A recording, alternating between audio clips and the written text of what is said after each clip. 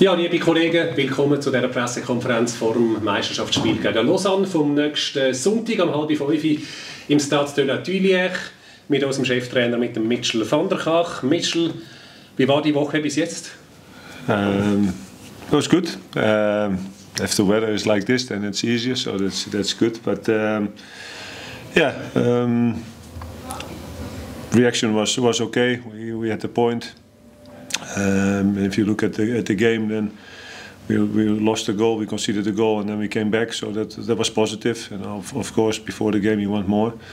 But then the week, when the boys came back, there was a little bit more positivity, and it's normal if you get a decent result. Of course, you want to win, but that's always good, especially what happened in the first game. And then this week is okay, but knowing and we haven't won anything yet, so it's still important that we can't be too comfortable, and we have to start winning games. So that's always the goal. And so I didn't see a team this week that they were comfortable and said, okay, we are already there. No, I saw a team that wanted to work and to improve.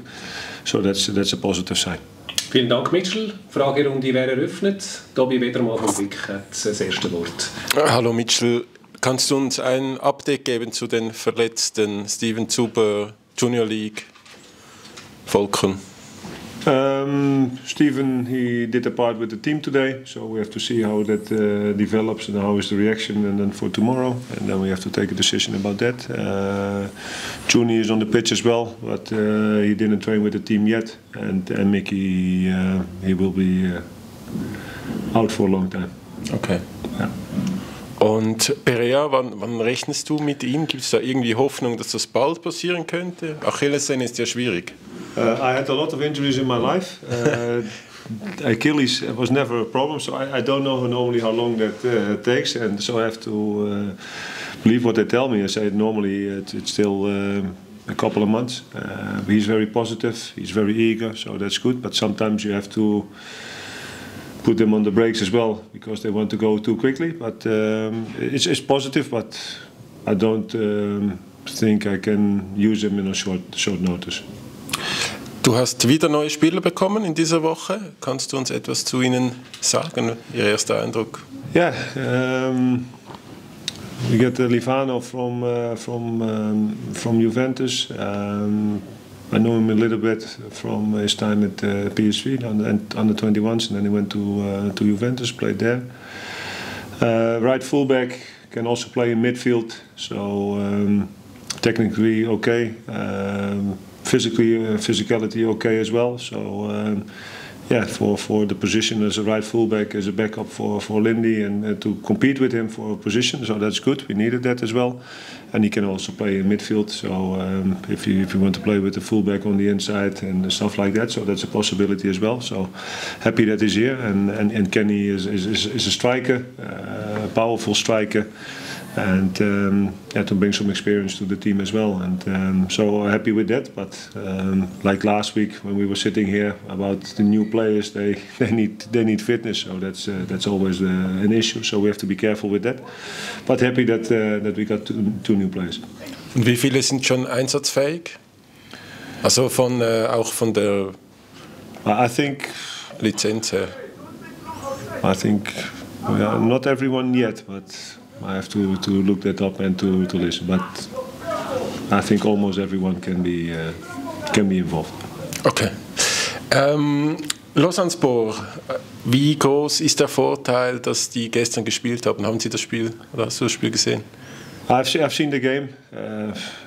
You always get that question if they play midweek.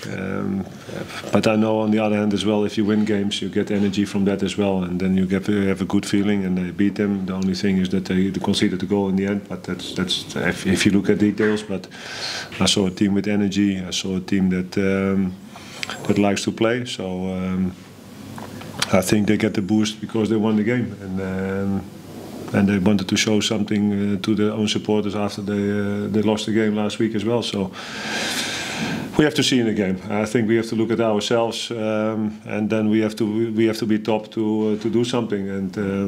And we can think about those things. But in my opinion, a team that wins games always gets a positive energy and a positive boost. Und wie soll es klappen mit deinem ersten Sieg für den FCZ? Yeah, it has to come. Like I said before, we haven't won anything yet, so we can't be too comfortable, we can't be too happy. So we have to work for that, and that takes time. And every day we work a lot to reach that. And yeah, for us that's the most important thing, because you need to start winning games. And yeah, we were very close the first game of the season, and then when that happened, yeah, that gives something to negative energy to everyone, and then you need the reaction, and then you play two games away from home, so that's never easier. So yeah, we have to step up and to get that win as soon as possible. The only thing is we can't feel too much pressure on that, because otherwise you block yourself out as well. So, but it's obvious that we need the first win, we need the first 3 points to get everything going. That's normal. Spürst du auch eine gewisse Art Druck? Ich gehe davon aus, du hast selber die Erwartung, dass man jetzt endlich... That's for myself. You put the pressure as a coach on yourself and as a player on yourself as well. So that's the most important thing. You are here to win games, and it's nice if you see improvement. And we talk about the project and stuff like that and the process, but you put yourself under pressure to win games, and that's what the only thing that counts. And every single day you're busy with that and working on that, and to improve and to start winning games. And yeah, sometimes you need a little bit more than that. But that's the only thing. So I put the pressure on myself, and yeah, we are here to win games. Loris Platzer. Noch zurück zu den neuen Spielern, eben sind einige gekommen. Wie anspruchsvoll ist es für dich, diese in den laufenden Spielbetrieb einzubauen, in das Team einzubauen? That's always a tricky one, because you're working during pre-season already, and then they're coming in, and then you have to tell them what we expect from them. So, but on the other hand, it's always they're coming in with new expectations as well. So they come with a new club, they want to help, they are positive, they bring a positive energy as well. So, and they are looking forward to play and to train. So I think the fitness stuff is the most important thing that we have to deal with, and that we don't go too quick, that they get injured, or that we push them too quick in the team. And then the first impression, in my opinion, is always important as well, that people see them for the first. So we have to give them a real chance as well, that they're fit and everything, and that they can show themselves. Not only for themselves, but for the team, and especially for the supporters. So I think fitness-wise is the most important thing. We have to deal that. We have to manage the load, the expectations as well. My experience is that players always say, "Coach, I'm fit," but it's always different when you train by yourself or apart, and then instead of training with the group. So that's the issue, the main issue. And the other things, yeah, you show them on video, you speak with them. So yeah, and then hopefully you're coming somewhere, and then they're ready to go. Mhm. Und jetzt hast du ein relativ großes Kader mittlerweile, aber es ist immer die erste und zweite Mannschaft zusammen, sagt Milos Malenovic auch immer.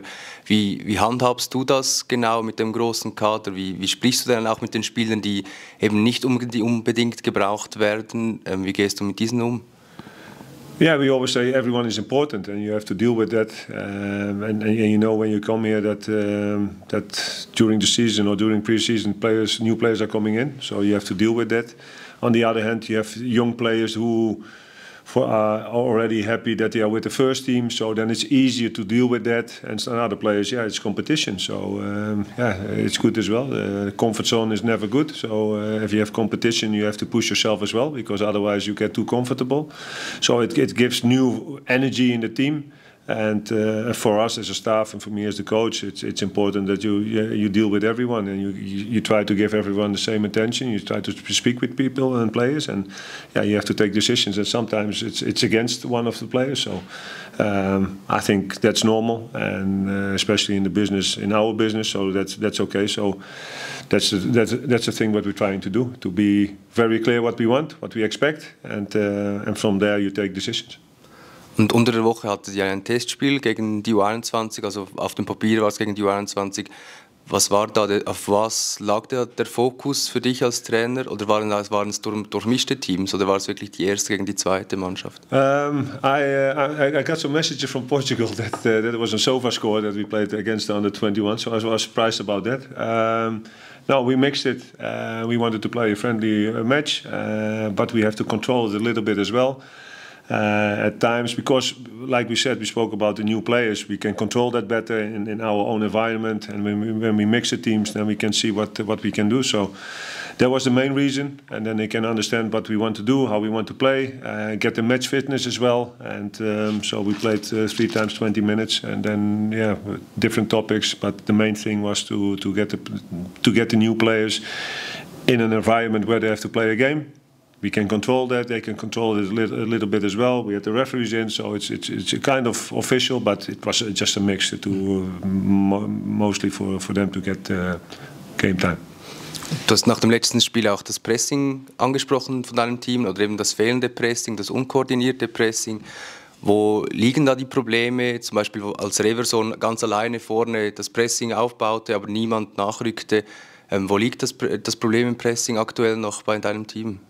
No, I think if you look at the 90 minutes and every team, it's like of course we strive for perfection, and but we had 50 minutes in the first half. It was not good, and for whatever reason it was, we were not compact. So it's either you go with the whole team, or you go high up, or you drop, and from there you choose your points.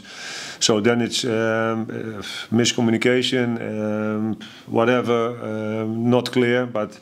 The first half an hour was good. We had to make a change. Mickey had to go out. Maybe that was the issue. I don't know.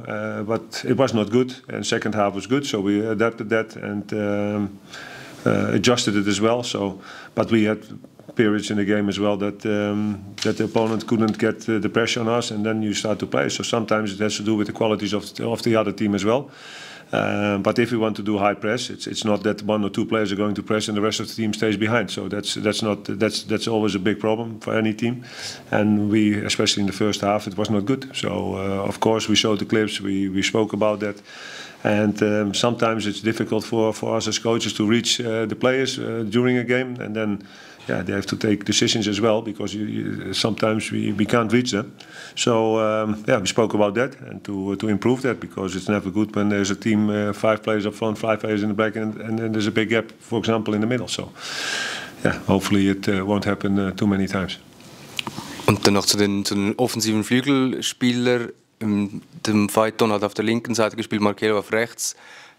Oftmals kamen die Bälle nicht ins Zentrum, oder eben sie zogen ins Zentrum, aber die letzten Pässe kamen nicht. Die Box war auch nicht so gut besetzt. Wie hast du das wahrgenommen? Was ist dein Plan mit dem Spiel über die Außenbahnen? I agree with what you're saying. We need box occupation, because only in the box you can score goals. And if you see that we had some dangerous attacks, counter-attacks, but open play as well, and we come into boxes mainly with the first half. I can remember one time with Matthias and one time with Janoa, and then you need box occupation, because there's the moment that you can create chances, and there's the positions where you can score the most. So you have to be eager to score goals. You have to get into box, so that means that you have to sprint in the box. So of course we speak about that, because in the second half Janoa came over the right-hand side 3 times. And you can create a dangerous situation. But if you have only Reverson in the box, or the final pass is not good, then it's not a chance. And then it seems that we never came into the box. So box occupation is important. It's not only on the outside, but we have players on the wings who are very strong in 1-against-1. So you want to utilize that as well. So I think it's all together. But I agree with you. We can improve in that aspect. War das auch mal deine Idee, vielleicht mal noch einen zweiten Stürmer zu bringen? Also taktisch geht es halt nicht auf mit dem 4-3-3, aber die Taktik oder die Formation umzustellen und einen zweiten Stürmer in die Box zu bringen? Oder erwartest du es mehr von den Mittelfeldspielern, dass die nach vorne rücken? It's possible to play with 2 strikers. We have now a couple of number 9s in the team as well, so there was a possibility as well. But sometimes you put many strikers on, and then the whole setup goes away, and then you don't have the right setup. So it's always we have to be careful to see that, but we are working on that, because it's something that we have to create more, and we come into the positions that we say, okay, that's where we want to come, but then we have to finalize as well, and then we need shots in, we need to create danger, and we need numbers in the box, and that we have to improve. I agree with that. Kannst du noch Fragen? Toni Wedermann nochmals. Ich habe noch 2 grundsätzliche Fragen.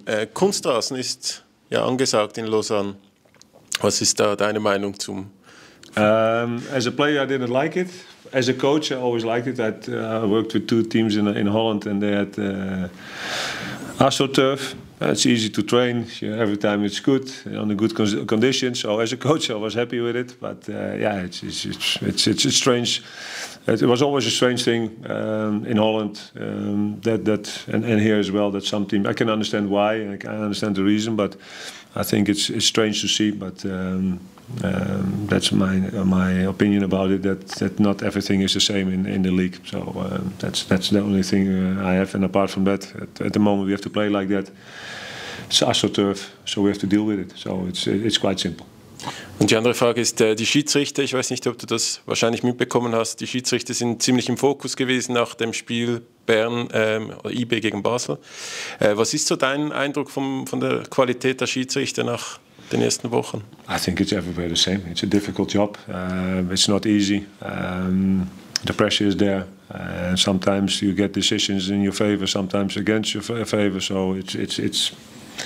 I think it's everywhere the same. In every country, there's a lot of pressure. VAR sometimes helping, sometimes not, because it's still a difficult issue. I like VAR, but sometimes it takes too long. Sometimes okay. Yeah, the balance is sometimes you get something from there, something against you, and then the same action is different. So I think that's everywhere. The discussion will be will be everywhere the same. The only thing I can say now is that what I've seen I liked, but yeah, we're human beings. We're making mistakes, and yeah, we have to deal with that. And sometimes it's in your favor, sometimes it's against you, and that sometimes is very tough to accept. But yeah, we have to deal with that. Thank you. Okay. Dann herzlichen Dank fürs Kommen. Schönen Nachmittag bis am Sonntag.